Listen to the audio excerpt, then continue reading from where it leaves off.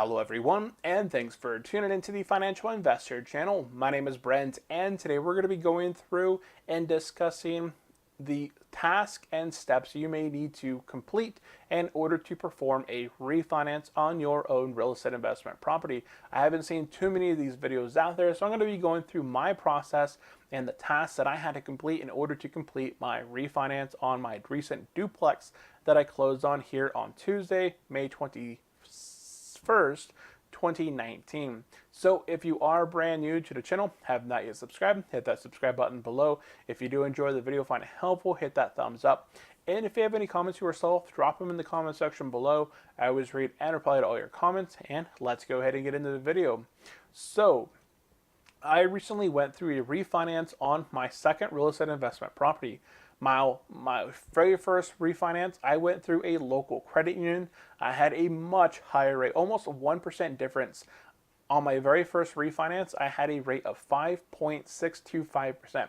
Now, I recently, instead of going through a local credit union, I went online, went across different loan officers, and was able to get different rates.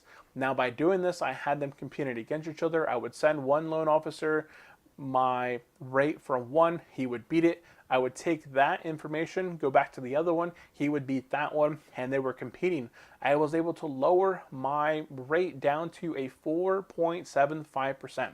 So there are a few other YouTubers out there who actually lowered their rate down to about a 3.75. That's really great.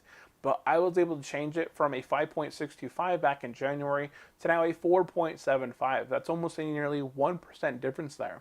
Now, some of the tasks that I did have to complete was, because I was going into this with my wife and I believe our debt to income ratio, our income is growing, but our debt currently, we have our own personal home that has a mortgage on it. I just refinanced a single family home back in January. That was 2 mortgages.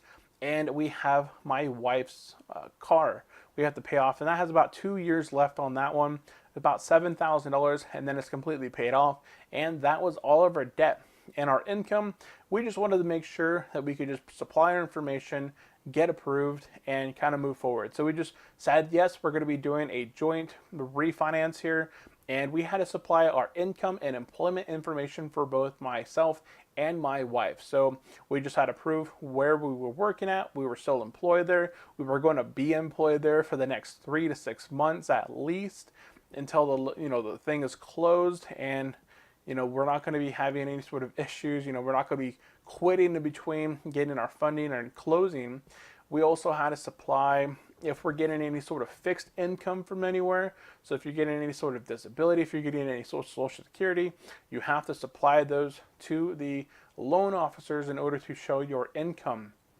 So once we were able to provide our employment and income, they asked for a few other questions, such as your credit and liability. So again, we don't have very many liabilities. We have our mortgage on our personal home, we have our mortgage on our single family home, and we have the car. So our liabilities are very low.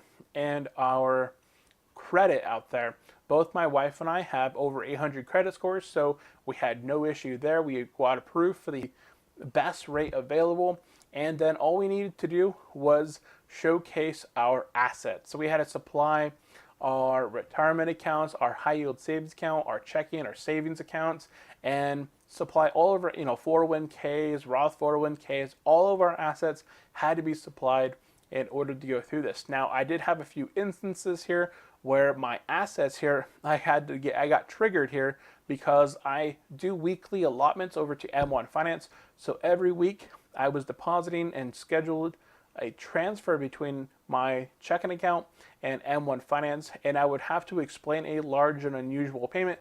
So in there, I would just type, this is a scheduled task between our checking account and our Roth IRA, and they greened it, they approved it, and we continued on. So after we supplied our income and employment, we supplied our assets, we went over our credit and liabilities. We had to just basically go over our borrower information, who we were, where we have lived at, dependent information. So I have one child, my wife and I. So we just had to basically just kind of provide just information about who we were and our dependents. So that's pretty basic there.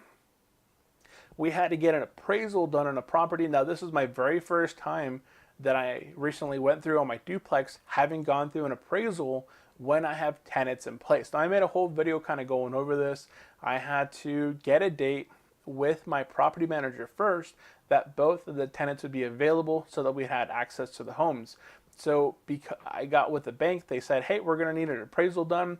And I said, okay, I need to schedule this with my property manager. So I called my property manager, asked them, hey, I need to schedule this very quickly.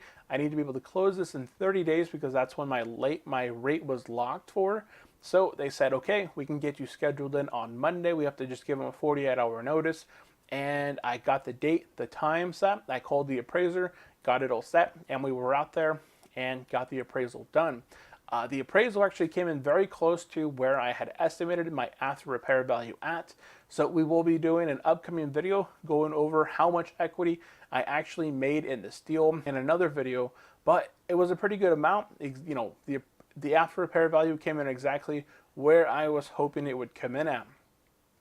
So we got the property details out of the way. The loan broker, the loan officer, was able to get the appraisal report. I did have to supply them with the lease agreement for my single family home, for my duplex.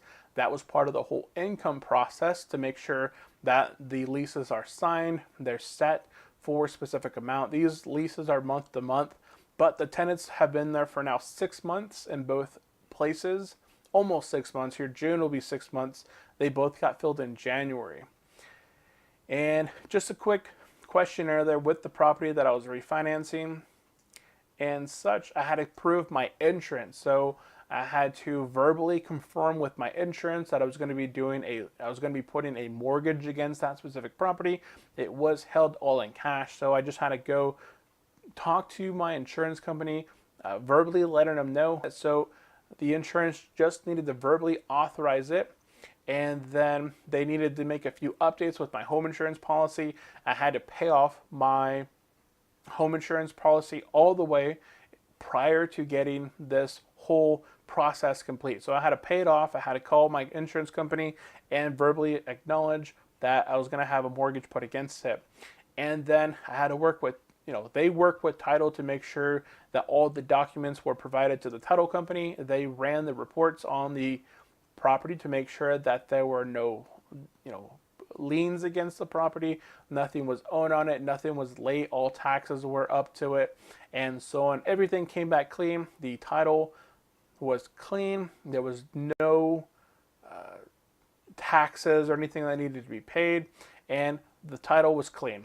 Next were the loan details. I just had to confirm a closing date, so I went ahead, picked a specific date I would like to close on, went over my closing procedures, and then I got a date and I signed that my rate was locked. Well, when I signed initially, my rate was locked, but I had to go in and actually sign for my closing date. I had to go in with the title officer. Now, initially, the loan officers were going to send a mobile, what are they called? The inscribers, basically. You need somebody there to just verify, what are they called? See if I can look at my quick notes here. I can't think of it. Notary. They wanted to send a mobile notary to my home in order for me to sign my closing documents.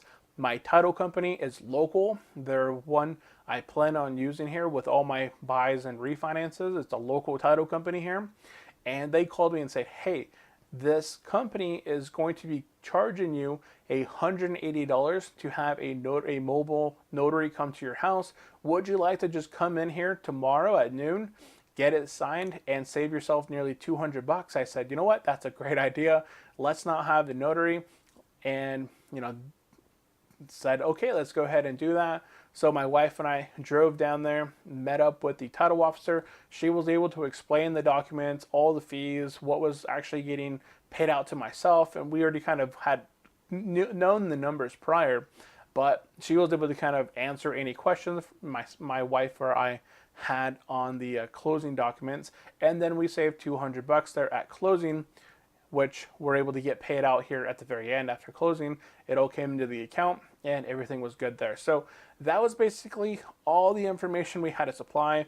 basically the main portions here with the income and employment, just verifying all your employment, that you're going to be with your employer for at least the next 3 to 6 months until your close takes place. You need to verify all your income, your fixed income from your W-2 jobs. If you have any sort of disability, Social Security, you need to supply your leases for your properties.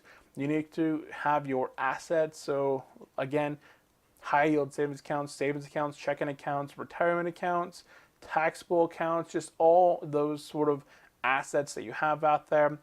Also, you need to report, you need to run your credit.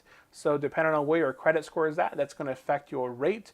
You need to go ahead and display your liabilities. So if you have any mortgages, car loans, student debt, credit card debt, that's all going to be displayed there with your liabilities. If you have, you also need to display your own borrower information, just background of who you are, dependents, and information there. You need to have an appraisal done in most cases. This one I've had actually in both of my refinances. I had to get appraisals done on both, so I had to meet with the appraisal at both the locations, and they just did their walk around on the outside and on the inside, asked about the appliances, and did my property details. I had to work with my insurance to basically just kind of pay off my insurance all the way off for the year, update my homeowner's insurance policy. They're just putting the loan, the loan company on the insurance policy, and just kind of working with my insurance company to make sure that was all work. Making sure that the title is completely clean. That's just kind of in there. They provided you with the documents there and the appraisal. I got the appraisal report back for that. And then just loan details, kind of working through the loan details. And those are all the little segments and tasks that I had to go through on my refinance with my duplex. So that is basically all I wanted to cover in today's video. I'm not sure how different refinances have been, but this is pretty standard. I went through the exact same process on my past refinance, and I figured maybe if a couple of viewers and subscribers out there are also looking to get into real estate and they're looking through maybe what the process is for going through a refinance, hopefully this video will be able to be beneficial to you.